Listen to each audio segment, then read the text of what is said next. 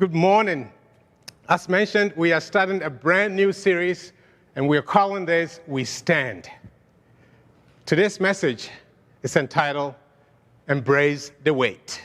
Embrace the weight. I think naturally we all want to soar, we want to run, we want to walk, but sometimes standing is even harder. Sometimes there's waiting. And I know that I'm one of those teens growing up. I was always looking forward. I was always thinking, life would get better if. I will feel better when. And I just couldn't wait. I remember saying to myself, I can't wait to come to Canada. My parents had moved here years and years ago, so I was in Ghana with my grandmother, and life was okay, but I just couldn't wait to get to Canada. I said to myself, you know what? All my problems will vanish when I get to Canada. Did that happen? Well, I got here all right, but life in Canada had its own set of problems. I mean, the first one, my parents had settled in Montreal, and why, I just don't know, but, it's French. And I didn't speak a word of French. At the time, I wasn't even as fluent in English, and I'm also dyslexic, so any learning or speaking is always a challenge. It's always been a challenge for me. And then there's the winter. Coming from Ghana, oh gosh, the sunshine, the weather, but you come to Canada and it is cold, frigid. And I'm wondering, why do people rave about Canada so much? What is so special? Then there is going to school, getting a job, learning to speak the language. And so I was always waiting. Is life going to be better? I said to myself, when I learn the language, then I'll be happier. Maybe I'll get more respected when I can speak the language. Maybe when I get a job. Maybe when I graduated. Maybe I'll be able to engage and have meaningful relationships when I speak the language. Or maybe when I get used to winter. It's been a long time, and I don't know about you, but I still don't enjoy winter. So my life became this big waiting game. My life was on hold, waiting and wavering. And probably you've been there. And I know right now it's COVID and it's reopening, but beyond COVID and reopening, have you ever found yourself waiting for life to happen? Waiting for things to change? Waiting to get better so you can move on with your life? But in that process, how do you stand firm when waiting? I think this is where the Bible helps us with some perspective. And today I want to share three tips, three things to help you embrace the wait. Three things to help you embrace the wait. Point number one, resist the temptation to compare. Resist the temptation to compare. We'll be reading from Mark chapter 5. And in Mark chapter 5, verse 21, Jesus got into the boat again and went back to the other side of the lake, where a large crowd gathered around him on the shore. Then a leader of the local synagogue, whose name was Jairus, arrived. When he saw Jesus, he fell at his feet, pleading fervently with him. "My little daughter is dying," he said. "Please come and lay your hands on her, heal her so she can live." Jesus went with him, and all the people followed, crowding around Jesus. A woman in the crowd had suffered for 12 years with constant bleeding. She had suffered a great deal from many doctors. And over the years, she had spent everything she had to pay them. But she had gotten no better. In fact, she had gotten worse. She had heard about Jesus, so she came up behind him through the crowd and touched his robe. Do you know what we all have in common? There's so many things we have in common, but one particular thing that I think brings us all together and sometimes on our knees is that we are all waiting for something or someone. See, here we see in this story, there's another story within the story, some type of a sandwich. Two stories that are completely different, but also very similar. And I want to help us set the stage by just comparing the difference between Jairus and this woman. See, Jairus was a leader. He was a local official in the city. The woman, that was it, a woman. No official title. And unlike today, she was not equal to the man. Jairus was important and respected. He was in charge of the local church, so to speak. That's a lofty position in that society at the time. The woman, an outsider, outcast, no position. Jairus was educated, probably rich. He had family, had a daughter, probably servants. And you can see he probably had a better quality of life. The woman, on the other hand, though, she was poor, no money. And she got worse. She's been experimented on. You know, today we have the FDA to make sure that there is quality control, but back then, there was nothing like that. Jairus was known to the people, and we know him. Even today, after all these centuries, we know his name. The woman was unknown, no name, no Naomi or Esther or Rebecca, Abigail or Emma or Olivia or Sophia, nothing like that. Jairus was known. The crowd must have probably helped him to get to Jesus because he was important. So maybe they move people around so that he can have a front row seat to be with Jesus. The woman, on the other hand, was just part of the crowd. She couldn't demand to be seen or healed. She was hiding in the crowd. Jairus was clean, and so he was able to approach Jesus. The woman was unclean according to the customs of the day because of her bleeding, because of those 12 endless years of misery and pain. She was isolated. How about speaking up? Jairus was not only confident, he went to Jesus and he said, please come, please help me, please save my daughter. And there was no woman, though, nobody to speak for the woman. She doesn't even actually say a word up to this point in the story. All we have is just her thoughts. Can you imagine being in the crowd, knowing you're not even supposed to be there? But as we have seen here, you know, waiting looks different for different people. But we just can't help comparing. You know, some of us are waiting to retire. Others of us are waiting for a job or waiting for a promotion. Some of us are waiting for relationships. Others are just sick and tired of the relationships we find ourselves in that we want to get out. Waiting is different for different people. Some of us, we waiting to have children. Others, we just can't wait to kick the kids out of the house. You know, send them to school, send them to a camp forever, right? You need a break. You've been tired. You've paid your dues. You need a break. Maybe you are a child and you just can't wait to be a teenager and maybe go to university and get a job. And so you wait. And in the process of waiting, all you're doing is just looking forward and really missing what's right in front of you. Some of us are waiting to graduate. Some of us wish we can be in school forever. You know, some of us are waiting to get well. Others are waiting to maybe overcome an addiction, et cetera, et cetera. So what do? We wait and we compare.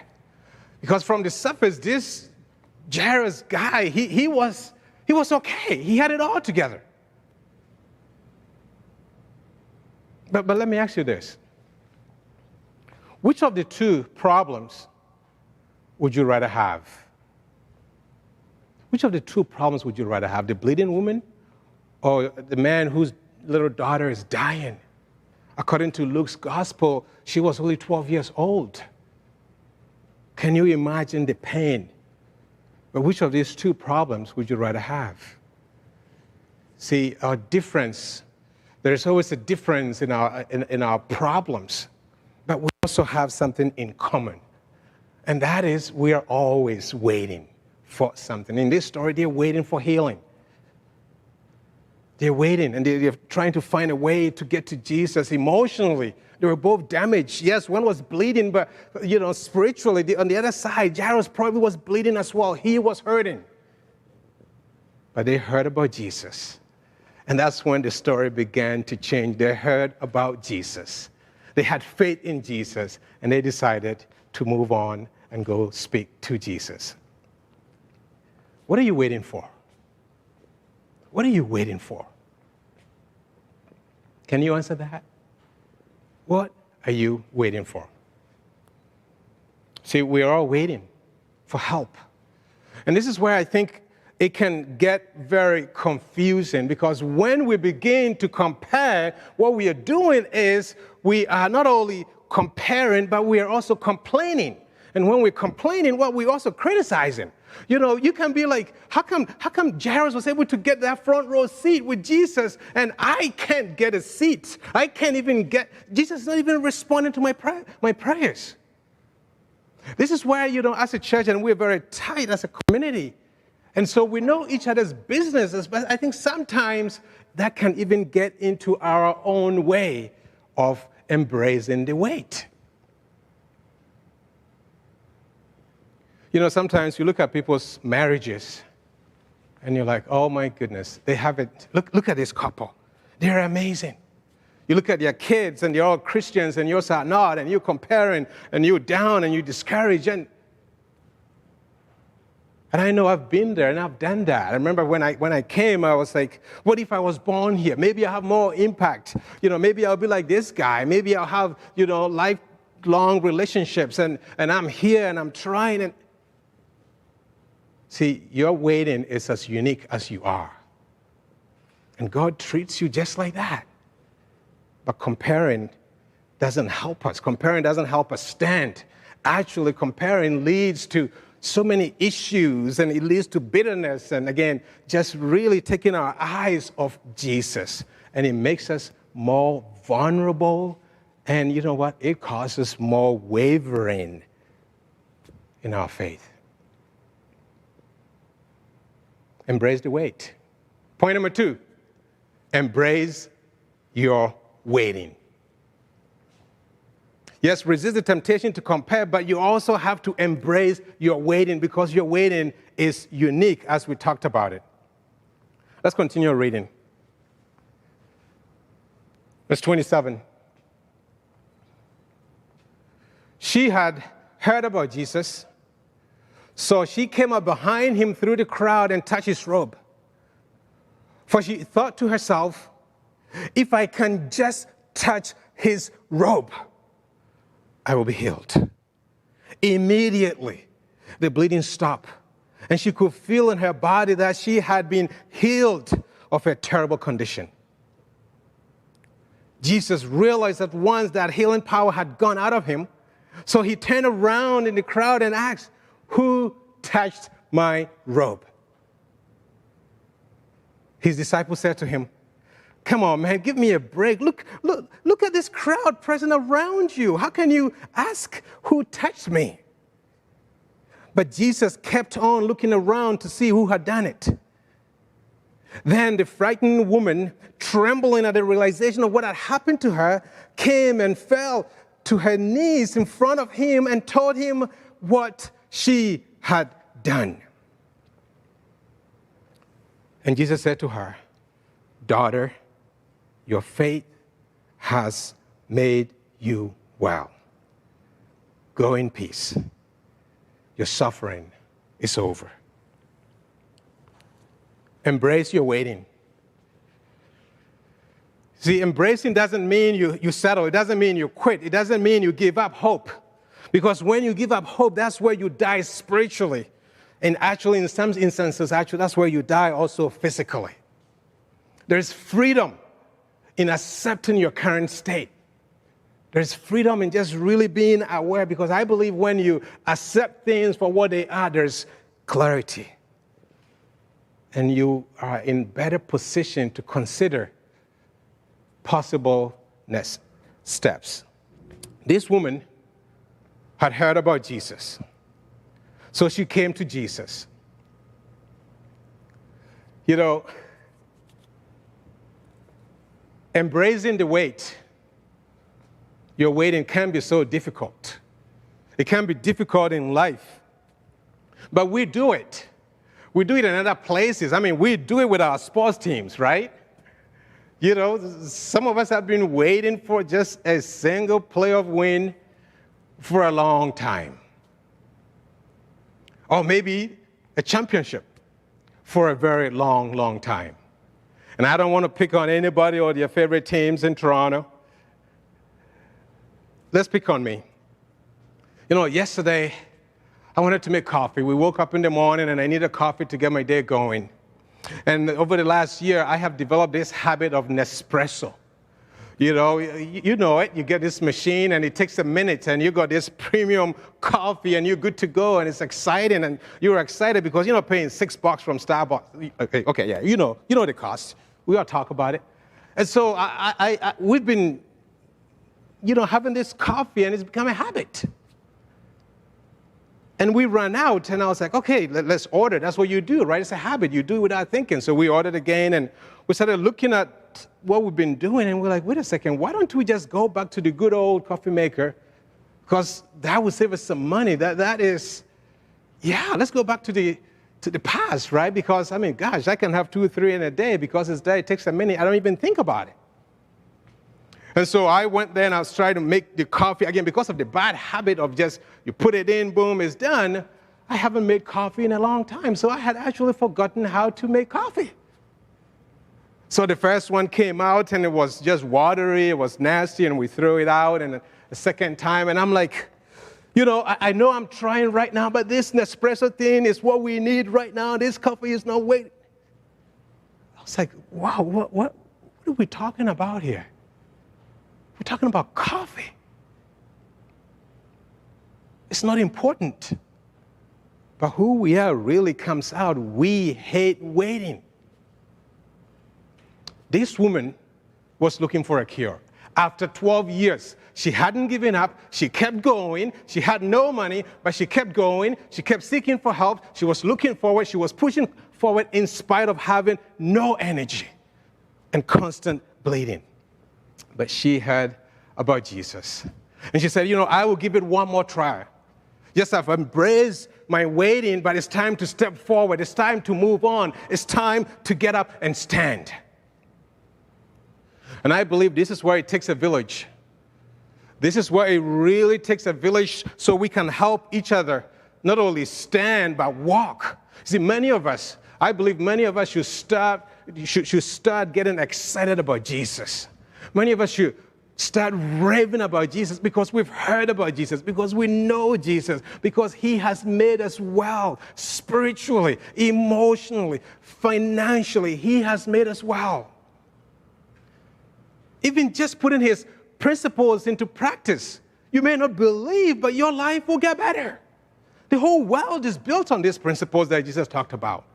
And you have been made well, and you've kept it to yourself.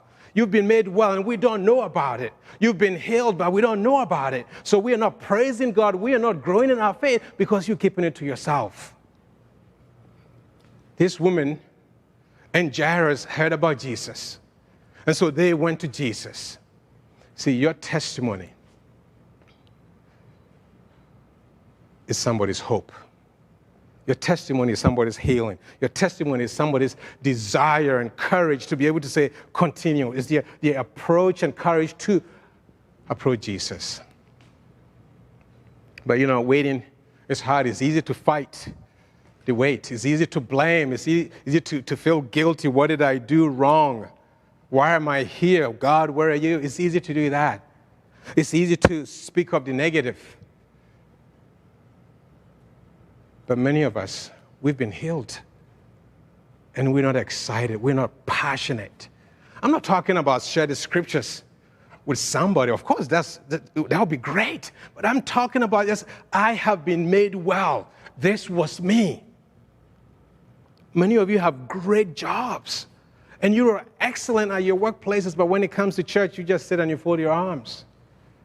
And there's so many people that you can mentor. There's so many people that you can engage. This woman heard about Jesus and went to Jesus. Again, it's easy for us to be negative. It's been actually proven that if you find a $100 bill on the floor, you won't tell anybody. But if you lose just $10, you will call everybody and say, hey, look, I lost money. Embracing your weight means you got to be vulnerable. You got to be vulnerable, not ashamed of your situation, but be vulnerable. Just share. Share what's going on. Share what's happening in your life, because that's where it takes a community to really, really help us out. See, our lives are so powerful. Our stories are so powerful. And I believe when we share our stories, it has the potential to change lives. You know, when we get to verse 30 and it says this, Jesus realized that power had gone out of him, and Jesus was like, what's going on here? Who has touched me? I believe so many people have touched Jesus up to that point. Think about it. Jairus came and said, my daughter is dying and I need help. And the Bible says the whole community, the crowd, they just walk with Jesus. So many people have touched Jesus. You know, people want to be close. But this touch was different. And Jesus asked the question, of course, the disciples didn't understand, but what Jesus wanted to do was to be interested. He wanted to go and talk to the woman. He wanted to validate her faith. He wanted to go and praise her for her courage to be able to risk it all and to come up. And then Jesus says, hey, what has happened here? And then the woman tells a story, and then Jesus changes her identity. She goes from woman, unknown, abandoned, isolated, to a daughter. Think about that for a second. So much love, so much tenderness, family. Jesus is saying, you belong. You belong. You know, she went from being afraid, unwanted, unknown, discouraged, exhausted, broke, all of it. And in an instant, a woman who acted on her faith. What an incredible, inspiring story. I think Jesus is telling all of us today that in his eyes, nobody is more important than the other. That in his eyes, nobody is more important than the other. And so how do you stand? How do you stand firm when you're waiting? Yes, you resist the temptation to compare because that's not going to help you, but also you embrace your waiting. And point number 3, the final point, you stay with Jesus. You stay with Jesus. Let's keep reading. Mark chapter 5, verse 35. While Jesus, was still speaking to the woman, messengers arrived from the home of Jairus, the leader of the synagogue. They told him, your daughter is dead. There's no use troubling the teacher now. But Jesus overheard them and said to Jairus, don't be afraid. Just have faith. Don't be afraid, just have faith. Again, Jairus got a front row seat, but this time a little bit different. This time he had a chance to see a miracle. This time it was a woman's story, a woman who probably was nobody to him, right? Because being the local synagogue ruler, the leader, he was probably aware of who is coming in, and probably he was a gatekeeper too, right? That's, if you're unclean, you don't come in. But he benefited from this story. He benefited from being a witness, from being part of the village and seeing this woman getting well. But I can imagine, though, in his heart, so many things are probably going on. He's probably wondering, Jesus, what are you doing? My daughter is dying, and you're here standing talking to this woman whom on the outside everything seems okay. My daughter is dying here. And so, yes, Jairus was probably present physically, but I think in his mind he was absent. His mind was on his daughter. My daughter is dying.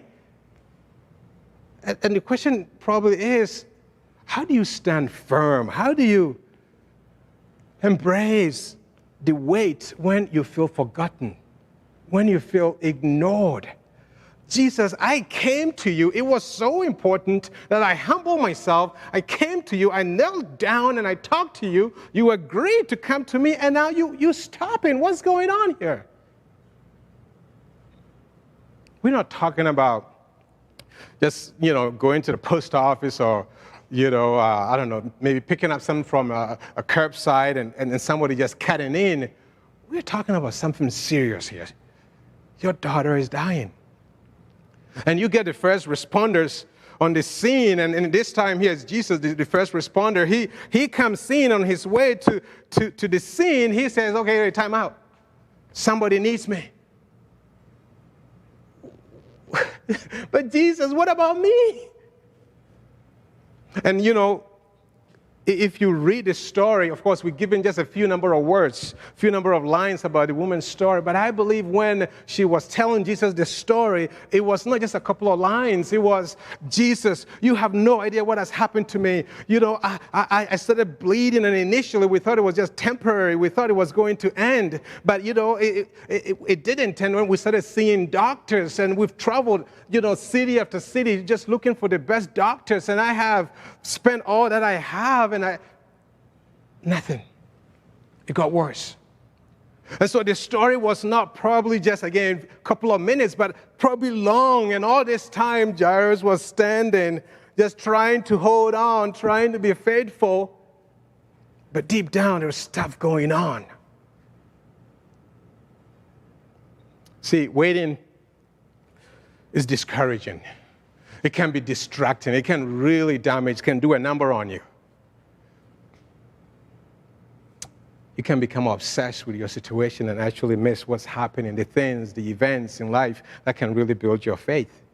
Jesus, being Jesus and knowing exactly what Jairus needed, was to say, we're going to stop here and we're going to take care of this woman who also needs help, because I am not bound by time and I'm not bound by distance. Think about that for a second. See, Jairus was all about, my daughter is dying. His biggest fear, it came through. You too, right? You have reasons. You have reasons to give up. You have reasons to give up. So you stay with Jesus. Mark chapter 5.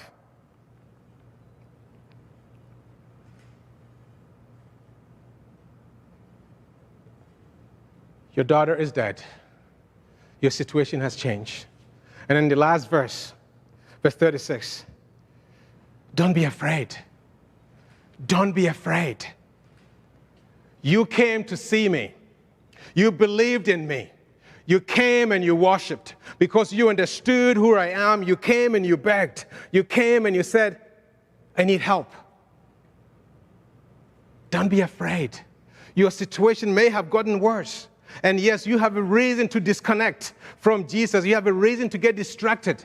You have a reason to say, you know what, I quit. What is the point of all of this? What is the point of waiting? And I think sometimes we want something exciting, something deep meaning or deep teaching or something incredible, a new revelation. And Jesus says to you and I, hold your ground. Do not be afraid. Hold your ground. Do not be afraid. Nothing has changed about your identity. Nothing has changed about your faith. Hold your ground. See, your reason for coming to me still remains. Hold your ground. So what are you waiting for? What are you waiting for? Can you and I get comfortable with the fact that waiting is part of life? It's not optional. We can't wish it away. We can't pray it away.